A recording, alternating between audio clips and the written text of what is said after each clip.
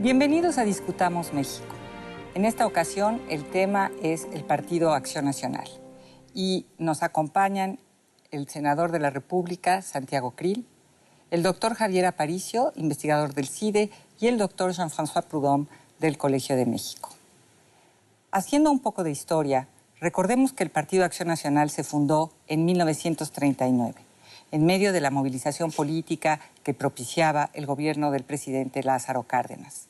Desde entonces, Acción Nacional se insertó en la vida pública mexicana y la historia de la segunda mitad del siglo XX mexicano no se entiende o se entiende de manera incompleta si no consideramos la participación de Acción Nacional en los procesos electorales, que lo hizo de manera regular, y también en la construcción de la democracia a partir de los años 70.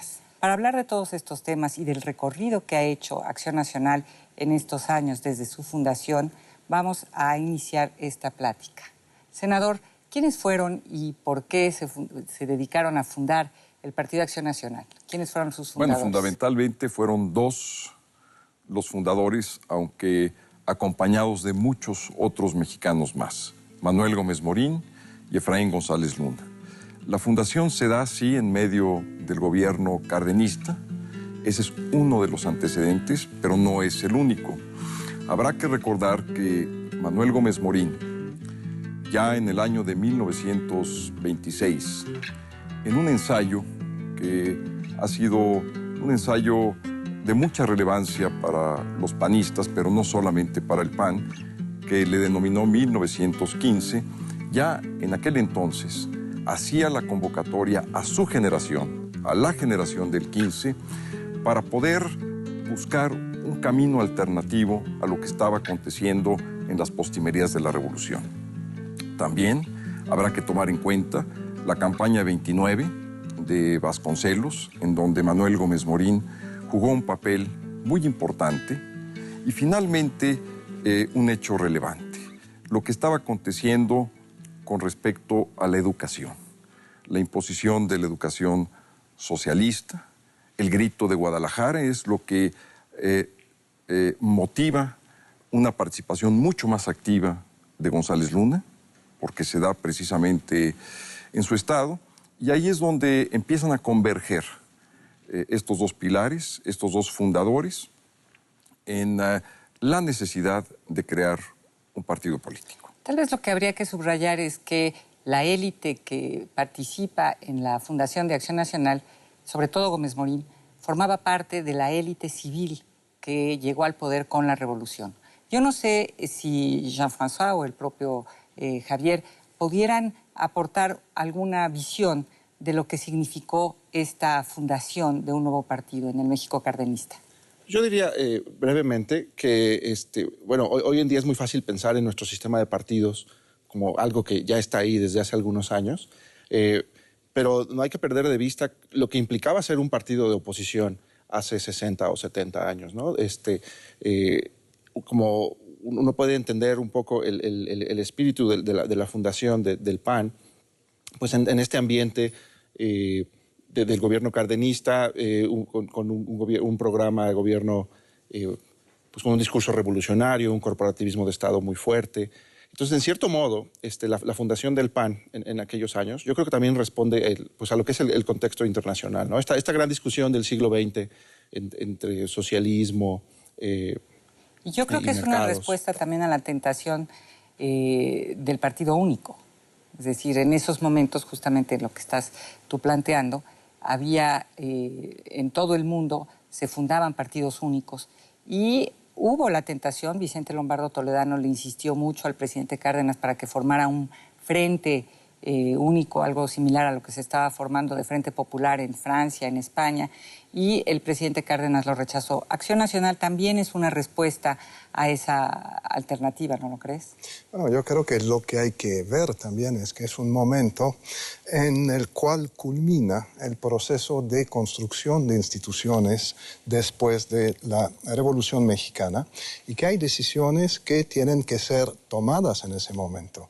En efecto, hubo esa tentación fuerte de crear un partido que reprodujera de cierta manera las coaliciones de los frentes populares en Europa, pero también hay decisiones que se toman o que se van a tomar en el seno de esa élite revolucionaria. No hay que olvidar que en las elecciones de 1940, por ejemplo, fueron elecciones muy importantes en torno a la definición y a la orientación que iba a tomar el régimen post-revolucionario.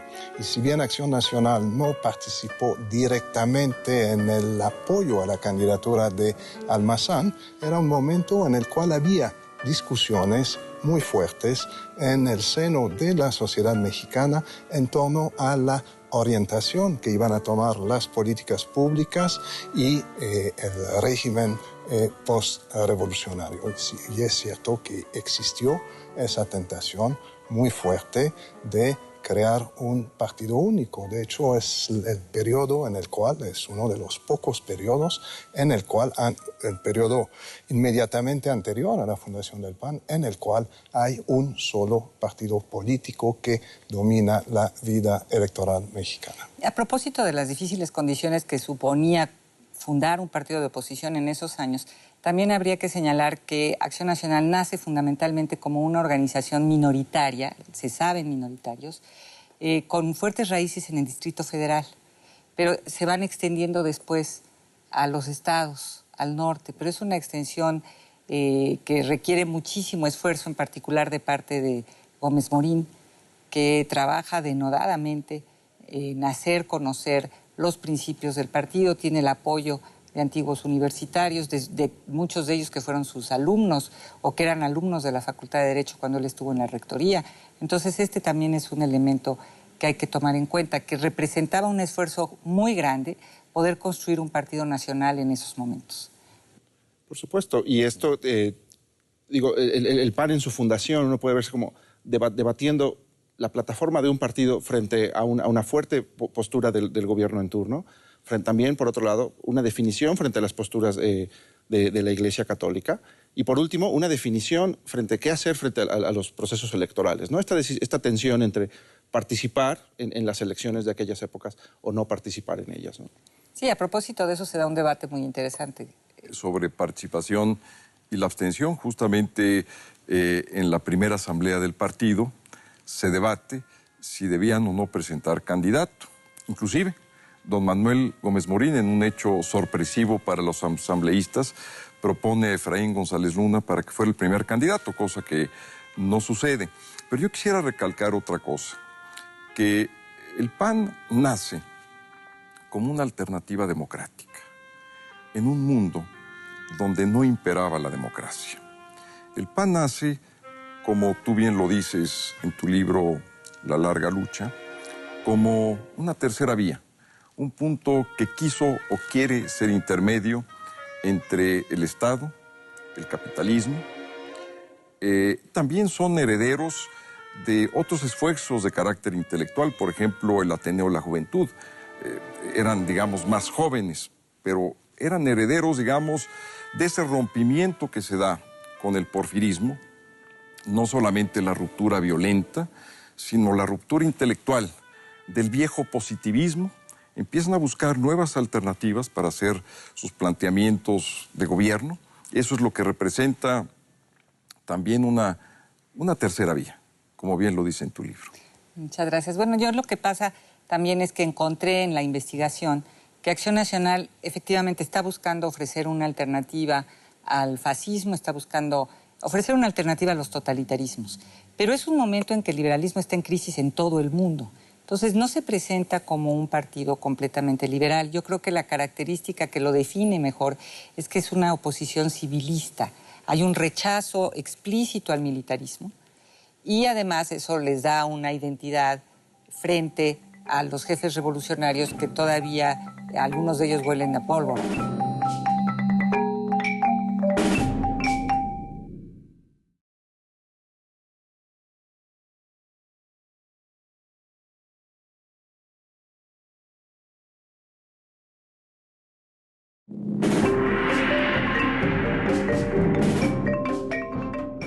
yo creo que la característica que lo define mejor es que es una oposición civilista.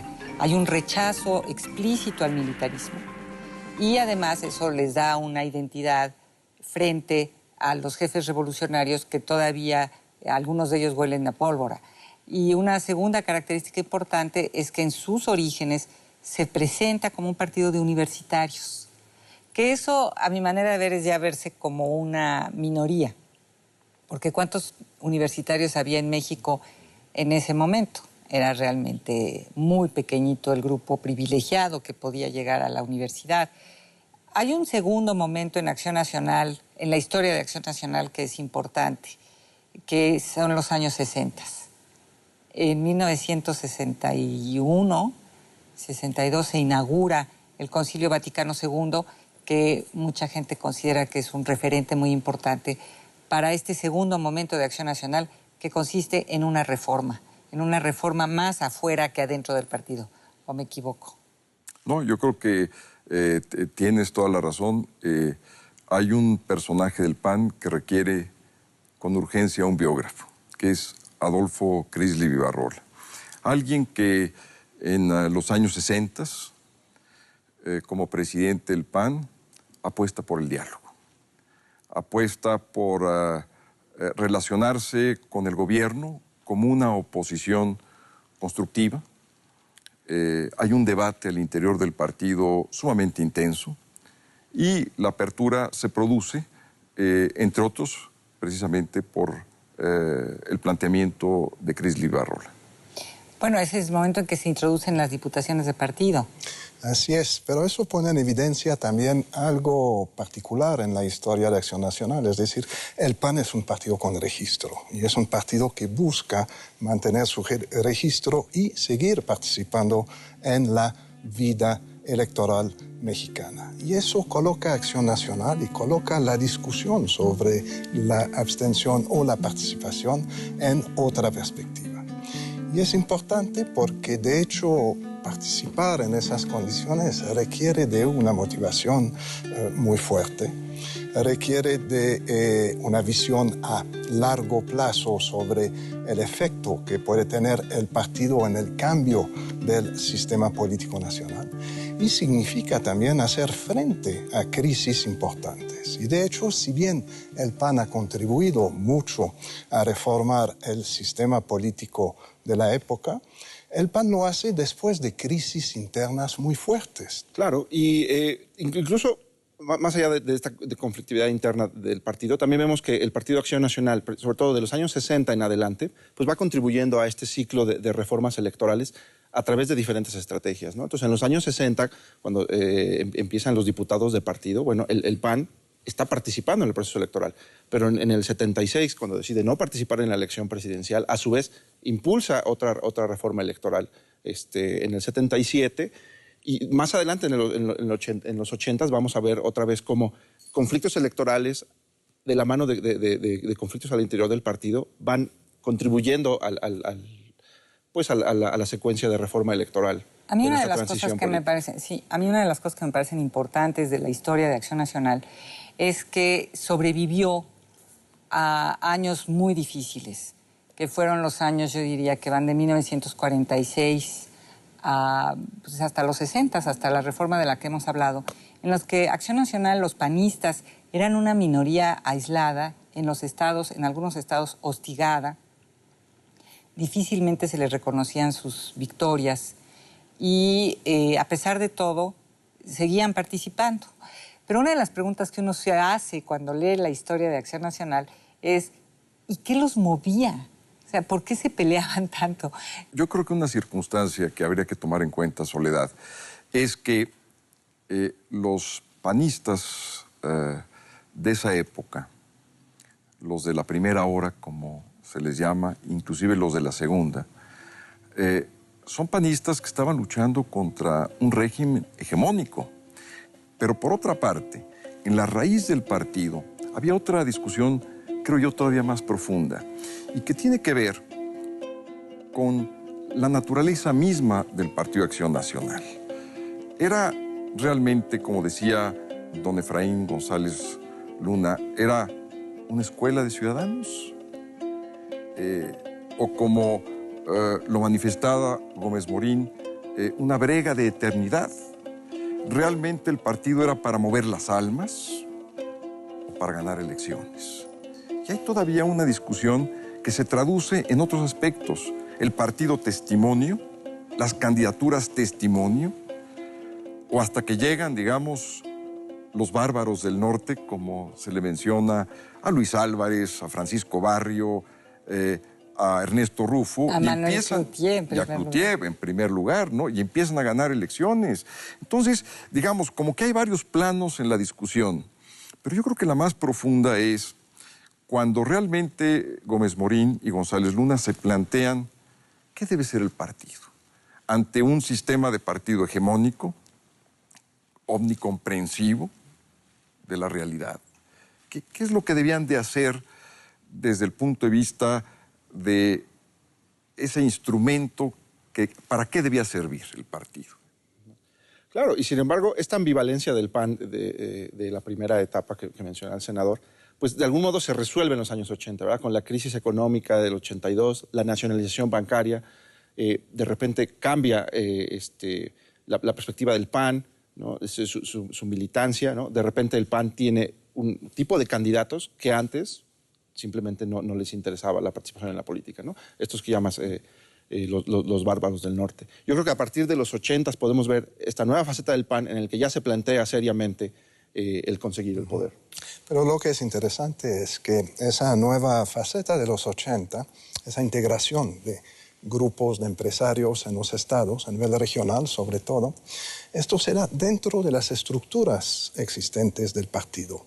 Se da manteniendo los procedimientos de ese aparato muy especial, pequeño, hecho para una cierta democracia interna, pero en donde el poder se compartía entre una élite relativamente reducida, el Consejo Nacional, entre, no sé, 200 y 300 personas, pero ese aparato, de todas maneras, tiene la flexibilidad para integrar, aun si hay conflictos, a esos llamados neopanistas que tienen una visión distinta del objeto de la lucha política. Sí, una de las cosas que llama la atención de Acción Nacional y que yo creo que en parte explica la continuidad del partido es que siempre ha tenido reglas que ha respetado.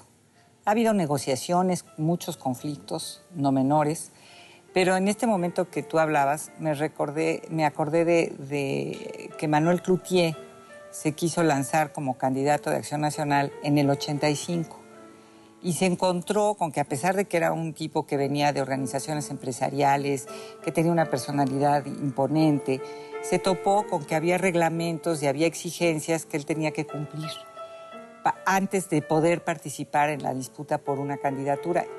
Lo cual también habla de, por un lado, el partido es un partido de reglas, es un partido que ha funcionado conforme a sus propios estatutos y que los ha respetado.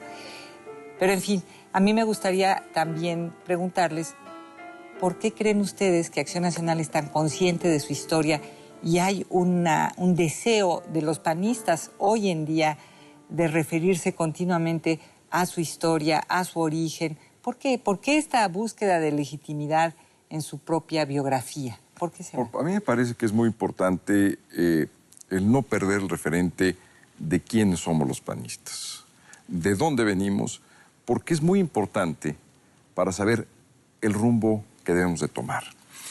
Los panistas de la primera hora, y diría yo hasta el año 2000, tuvieron una mística en torno a dos cuestiones fundamentales, y hablando de operación política y de actividad política. Uno, combatir el fraude electoral.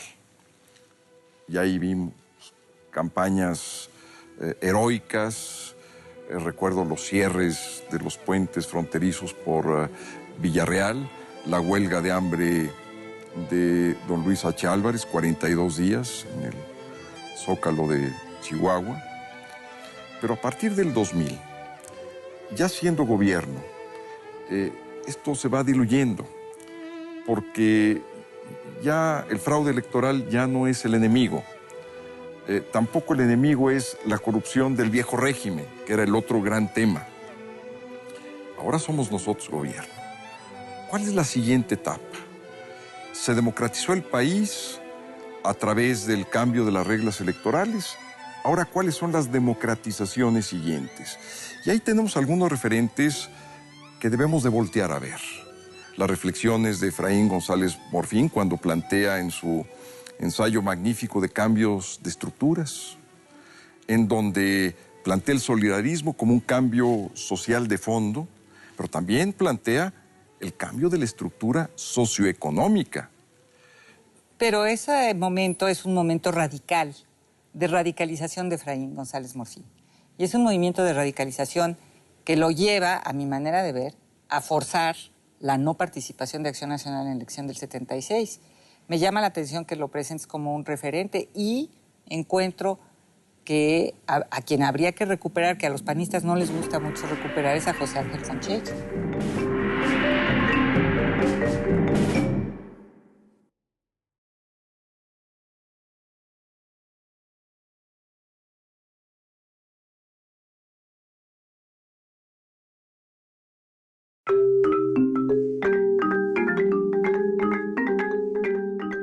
Pero ese momento es un momento radical, de radicalización de Efraín González Morfín. Y es un movimiento de radicalización que lo lleva, a mi manera de ver, a forzar la no participación de Acción Nacional en la elección del 76. Me llama la atención que lo presentes como un referente y encuentro que a quien habría que recuperar, que a los panistas no les gusta mucho recuperar, es a José Ángel Conchello.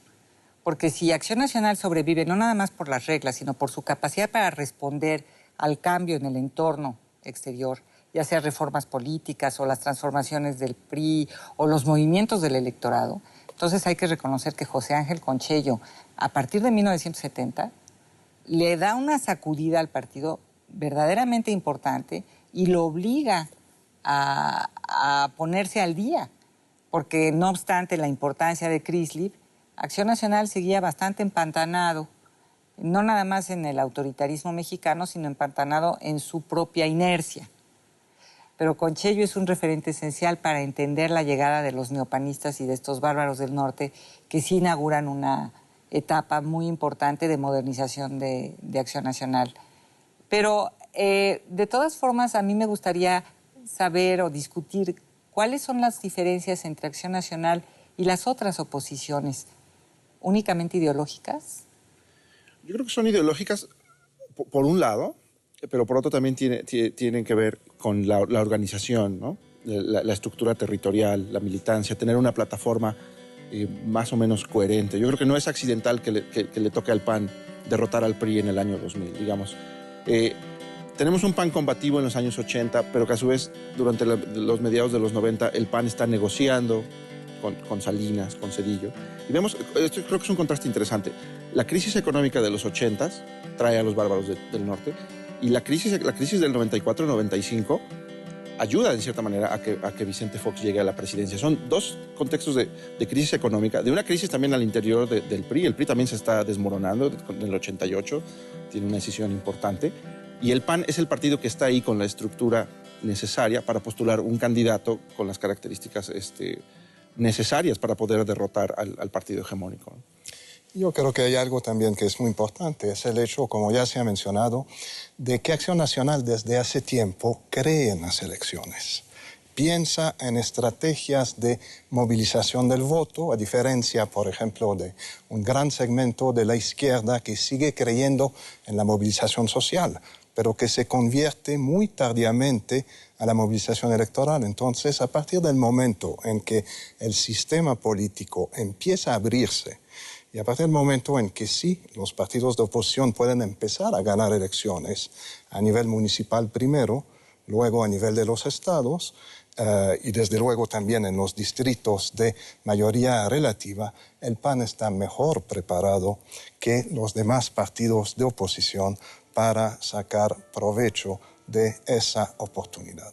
Y si bien no se vio en 1988, porque el PAN más o menos mantuvo su caudal de votos, la izquierda consiguió un apoyo importante a nivel electoral, después del 88, el PAN logra hacer una transición, una adaptación a esas nuevas circunstancias de competitividad que le permiten implantar su famosa estrategia de la periferia hacia el centro. De la misma manera que en las elecciones posteriores, las del 2000 y del 2006, probablemente lo que vemos es que Acción Nacional es el partido que sabe mejor sacar provecho de las nuevas técnicas de comunicación política, de fabricación de imagen, de identificación de segmentos del electorado y de movilización de los votos. A mí me gustaría introducir un cierto matiz a esta afirmación de que el PAN era el partido mejor preparado para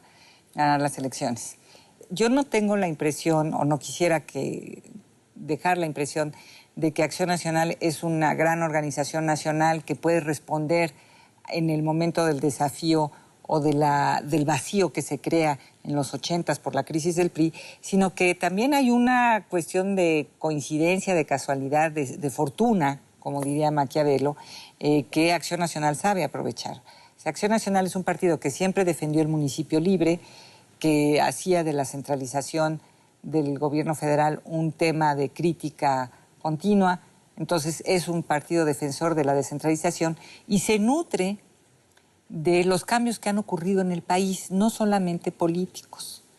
La descentralización en México es un proceso, sobre todo, que se inicia en el norte del país y en aquellos estados que tienen capacidad económica mayor, sobre todo los estados exportadores, como es el caso de Sinaloa, precisamente, o de Sonora. Entonces, en esos estados, las Coparmex locales son fuertes, son importantes y son núcleos de formación de opinión.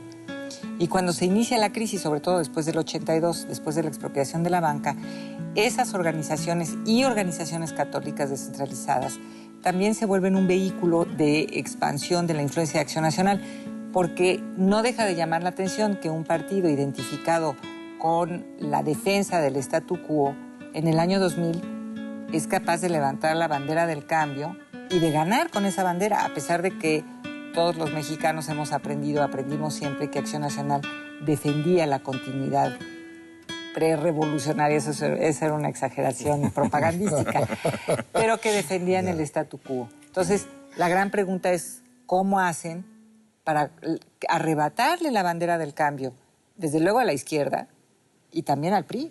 Yo creo, un poco coincidiendo con el comentario de François hace un minuto, yo creo que el PAN sí ha demostrado que son los capaces de organizar las campañas más profesionales, ¿no? Digamos, el PAN en el año 2000, con una figura carismática como Vicente Fox, el tema de esa elección es el cambio y ellos tienen el candidato con el carisma suficiente para poder hacer creíble esa bandera y ganan una elección. En el 2006, Felipe Calderón gana una elección con la postura opuesta, que es la continuidad, ¿no?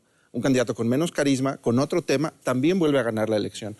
Ahora, uno de los dilemas actuales del panismo contemporáneo es, bueno, ese éxito en ganar elecciones, sobre todo a nivel nacional, ¿por qué de repente le cuesta tanto trabajo mantener sus victorias, ¿no? No podemos hablar de bastiones panistas permanentes en los últimos 20 años, porque le ha tocado al PAN también tener algunos reveses. Pero entonces, de repente, como que el éxito en las campañas no se ha visto trasladado a un éxito pues, para construir una base electoral sólida, ¿no? De voto duro, ¿no? Bueno, pero bastiones panistas sí hay, los estados del Bajío. Estados, sí. Jalisco, ¿cuántos gobernadores llevan los panistas en Jalisco? 2. Baja California Más. se ha convertido 3. en un bastión panista. Bueno, Querétaro acaba de perder Acción Nacional, pero tuvo 2 gobernadores panistas. Chihuahua tuvo un revés y los resultados electorales de 2009 nos hablan de que lugares que parecían ser bastiones o casi bastiones panistas, pues también responden. Yo sí creo que necesitamos hacer, digamos, un esfuerzo para poder mantener ciertos bastiones, sobre todo a nivel local, en donde las reglas del juego electoral son muy distintas al federal. Sí, estoy de acuerdo en que hay diferencias. Sin embargo, también tenemos que pensar que estamos ahora en un sistema mucho más competitivo de lo que era antes y que si bien se pueden mantener bastiones, eso no significa que se van a ganar las elecciones para gobernador o a nivel municipal o hasta las elecciones legislativas de manera permanente y continua. Yo creo que además un punto muy importante es que cuando Vicente Fox es elegido tenía en cierta forma el apoyo de la fantasía de los electores. Sí. ¿Cómo va a ser un gobierno panista? Un gobierno panista va a ser diferente. Cuando Felipe Calderón es elegido por un porcentaje significativamente menor, ya no, esa fantasía se ha disuelto.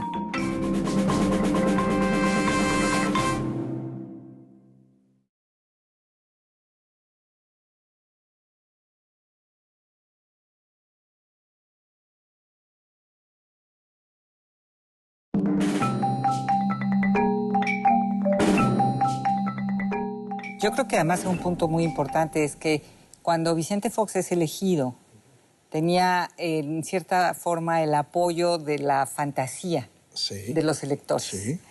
¿Cómo va a ser un gobierno panista? Un gobierno panista va a ser diferente.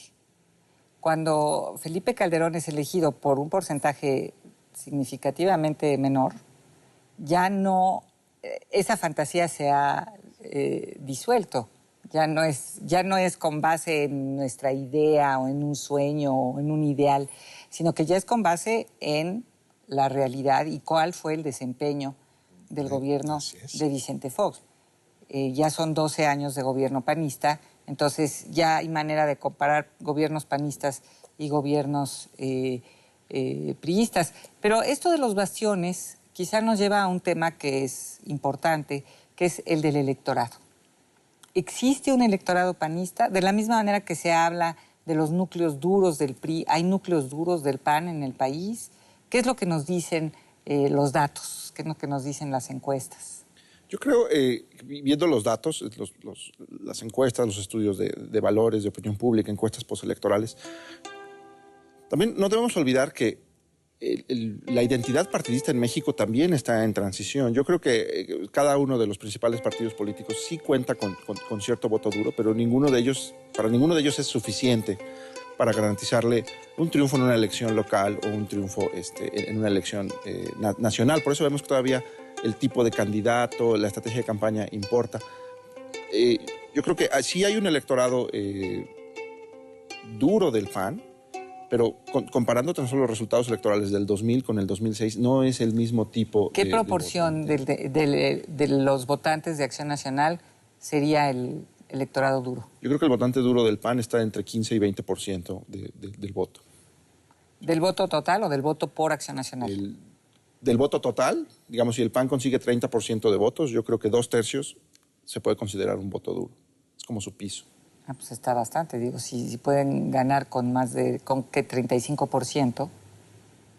Si la elección es tripartidista, sí, pero si estás enfrentando al PRI en Oaxaca, es distinto, 35% claro. No te alcanza. Ah, bueno, ahora, son datos muy coincidentes con un estudio que tú hiciste de identidad partidista. Recuerdo que citas una encuesta hecha en 2007, en donde en el año 2006 quienes se identificaban con el PAN estaban alrededor del 20%. Quienes se identificaban con el PRD, digamos, de izquierda, eran alrededor del 17-16%. Entonces, digamos, es coincidente más o menos con la cifra del voto duro, que no alcanza para ganar elecciones. Eso es claro. Bueno, pero es un buen piso, de todas formas. Es un buen piso. Es un buen piso, ¿no? Es un buen piso. A mí lo que también me resulta sorprendente, por así decirlo, es cómo se han formado partidos en el seno de la opinión pública. O sea, ahora yo diría que no nada más el Estado está partidizado, no nada más el gobierno y algunas instancias que tendrían que ser autónomas y estar por encima de los partidos se han hecho un espacio y han logrado dividirse el pastel, por así decirlo, entre los tres grandes partidos. Pero eso corresponde a una auténtica representación de las divisiones en el seno del electorado. Es una buena pregunta. Es una buena pregunta y se podría contestar de dos maneras. Digamos, se podría decir que sí, que los partidos son un reflejo de la polarización y de las distintas posiciones ideológicas en la opinión pública. Pero se podría también decir que la gente se identifica a los partidos porque tienen un abanico de opciones cerradas. Entonces, cuando tienen que contestar, usted se identifica con el PAN, el PRI o el PRD, para mencionar a los tres grandes, pues las personas se distribuyen, o las opiniones se distribuyen en función de las tres opciones que se les ofrecen. Lo que es interesante es ver cómo los partidos pueden jugar con esas identidades o lealtades expresadas, ¿no?, predeterminadas, y cómo los partidos, a través de la comunicación política, a través de sus estrategias de campaña, buscan jugar con los segmentos potenciales de apoyo electoral. Y creo que hasta ahora Acción Nacional ha sido bastante hábil para lograr maximizar los votos en los segmentos del electorado que se identifican en Acción Nacional. Y es por eso que logró en el 2000 movilizar esa coalición de votantes que apoyaba el cambio, y en el 2006 jugar más bien con la idea de continuidad, pero no solo con la idea de continuidad, sino con una imagen probablemente más conservadora en términos de mensaje hacia el electorado. ¿Tú no estarías de acuerdo que esa imagen más conservadora que lanzó en el 2006 era una respuesta a la candidatura más peligrosa, que era la de López Obrador? Desde luego que esas decisiones no se toman en el vacío, no se toman sin tomar en consideración el abanico de las propuestas políticas. Pero eso para mí me plantea un problema, otro problema que me parece importante discutir y que tiene que ver con los años del PAN en el gobierno. Es decir, el PAN en el gobierno, ¿qué ha hecho el PAN en el gobierno? ¿Cómo el hecho de ser partido de gobierno puede haber modificado su mensaje político? ¿Cómo esto puede le restado al PAN quizás algo que tiene que ver con esa tradición humanista a la cual hacía referencia Santiago? Y sobre todo, cómo eso puede haber hecho que esa ventaja que en algún momento tuvo el PAN por su historia de lucha a favor de los derechos cívicos, como esa historia quedara poco a poco en el olvido. Es decir, cómo después de todos esos años de gobierno, Acción Nacional esté menos identificado a la lucha por la democratización del sistema político y cada vez más el partido identificado a temas sociales que son temas normalmente asociados al conservadurismo social. La seguridad, todas esas políticas con respecto a ciertos derechos cívicos, la relación con la Iglesia Católica, que es algo que el PAN había logrado colocar en una cierta distancia a lo largo de los años 80 y 90. Y uno tiene la impresión de que el gran reto ahora para Acción Nacional es regresar a esos temas más identificados a lo que se conocía en alguna época como la doctrina panista, ese pequeño documento de 12 cuartillas al cual Acción Nacional hace referencia de manera permanente. Tú que analizas continuamente la opinión pública, Javier, ¿tú crees que es una buena idea para Acción Nacional el haber levantado temas asociados con el conservadurismo social como estrategia para ganar votos? O sea, uno se pregunta, ¿por qué los panistas retoman las causas de la Iglesia? Concretamente me refiero a el combate y la cruzada en contra de la despenalización del aborto, que fue un logro muy importante, creo yo, en términos de cambio de la sociedad mexicana. Y, por otro lado, el matrimonio gay, que se ha vuelto un tema también de oposición. ¿Tú crees que están tratando de tocar ciertas cuerdas de la opinión pública? Sobre esos temas tengo un gran signo de interrogación. Yo creo que el PAN o la postura del gobierno federal en estos meses sí es una apuesta arriesgada porque, claro, estos temas de hecho los está disputando el PAN frente al PRI. O sea, si el PAN no se posiciona frente a estos temas, quien ha tomado también posiciones muy claras son los gobiernos de los estados del PRI. Entonces, de manera sorpresiva vemos que el PAN en este espectro de conservadurismo moral está peleando con el PRI. Le está disputando ese espacio. Más que en el tema económico, ¿no? Por ejemplo, el PAN tiene mucha tranquilidad a la derecha del centro en las dimensiones económicas, el papel del Estado, la economía, el mercado. El PAN está solito, ¿no? Pero en la dimensión moral, por ejemplo, por así decirla, está compitiendo con el PRI. Ahora, digo que es una apuesta arriesgada porque las iniciativas de la regulación en abortos y matrimonios gay es un fenómeno de la Ciudad de México y el PAN lo está llevando al espectro nacional.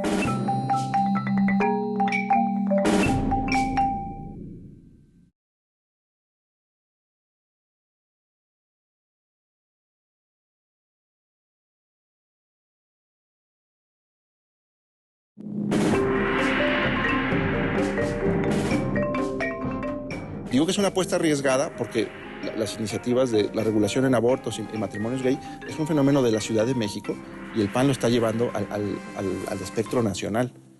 Puede ser un cálculo, bueno, si no lo tomo ahora, el PRI va a tomar esa bandera y puede entonces complicarse las plataformas del 2012. Pero esa es una apuesta arriesgada. A mí me gustaría comentar, yo estoy de acuerdo. Sin embargo, a mí me parece que se tiene que tomar en cuenta el origen. El origen se da en la Asamblea del Distrito Federal en una serie de propuestas por parte del perredismo capitalino, ante las cuales nuestros grupos parlamentarios tenían que hacer una respuesta natural. Y esa respuesta natural fue pues, lo que hemos defendido siempre, no de hoy, sino de siempre. Ahora sí que volviendo, digamos, al origen de la naturaleza y la esencia de nuestro partido. Sin embargo, también vimos que había una reacción positiva. Digamos, sí es, digamos, una situación que quizá merezca, digamos,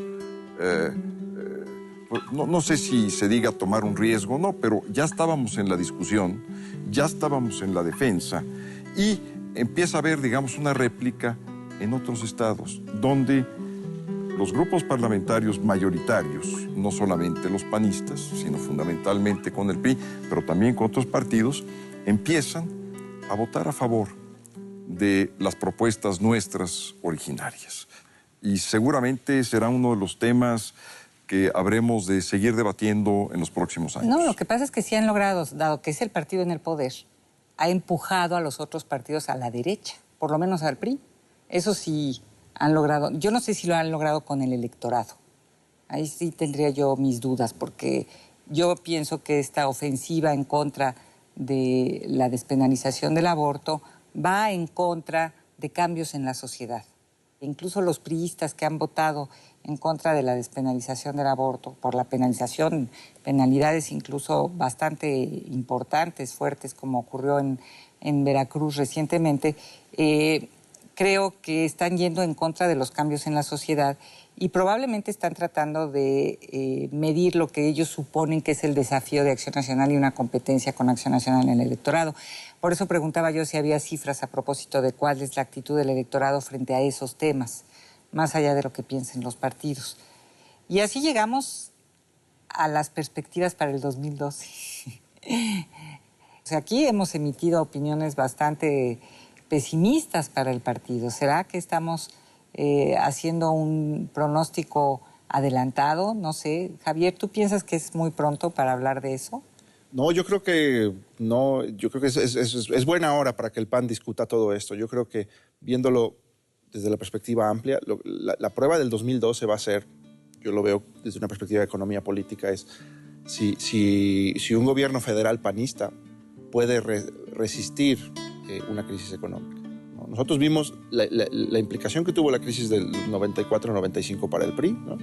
Una derrota en el 97, un efecto que incluso quizá pueda poderse extendido hasta el año 2000, y ahora tenemos que ver a un PAN en el gobierno con este desgaste de 12 años, teniendo que justificarle a su electorado que, bueno, la economía fue mal, pero a lo mejor la crisis vino de fuera, ¿es responsabilidad del gobierno en turno o no es responsabilidad del gobierno en turno? Entonces, yo creo que esa va a ser la decisión clave del 2012, en el que el PAN ya no puede posicionarse pues, como la opción de cambio o la continuidad víctima segura, porque ya le movieron el piso al PAN estando en el poder. ¿Qué podríamos concluir de este recorrido rapidísimo por el pasado, el presente y las perspectivas de Acción Nacional? Es un partido que se ha comportado, que ha respondido a los desafíos que ha enfrentado,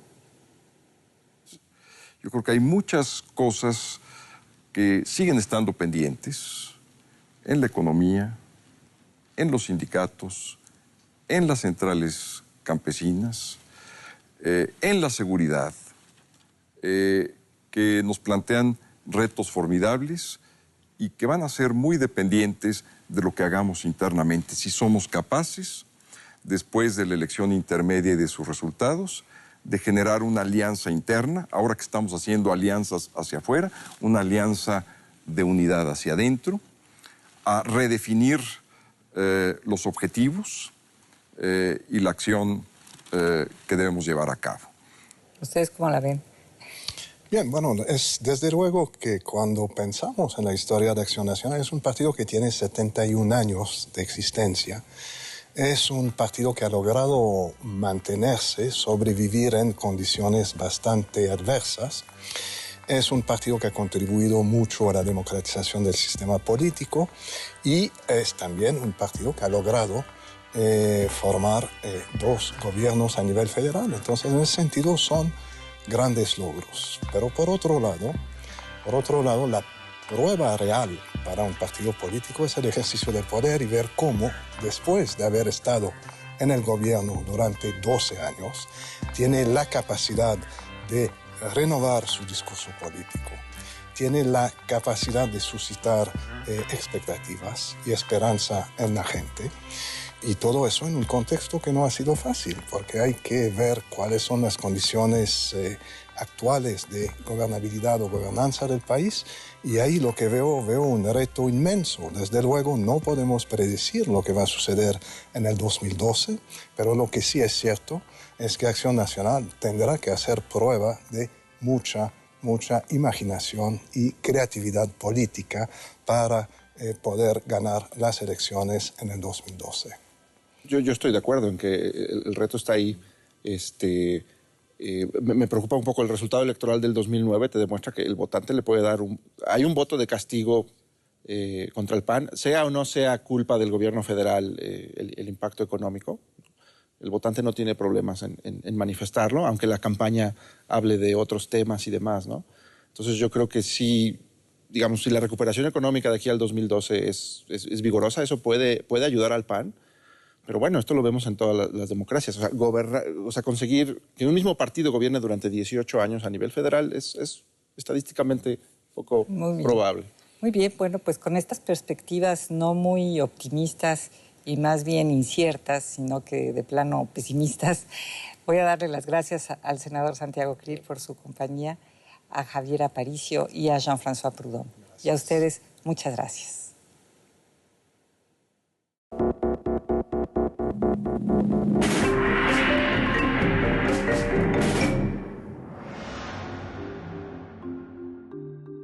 ¿Cuál es la particularidad? Es que el presidente era al mismo tiempo, en efecto, jefe de Estado, jefe de gobierno y jefe de partido. No venían de ser poderes constitucionales, ¿no?, sino metaconstitucionales. Eran los poderes que le daba la conducción del partido. Pero de que también hace posible muchas cosas que sin ese partido y sin esa concentración yo creo que no hubieran sido posibles. La expropiación del petróleo. La unción de un gran tlatoani sexenal que, cumplido su periodo, se inmolaba, devorando quizás como las alacranas a sus propios hijos.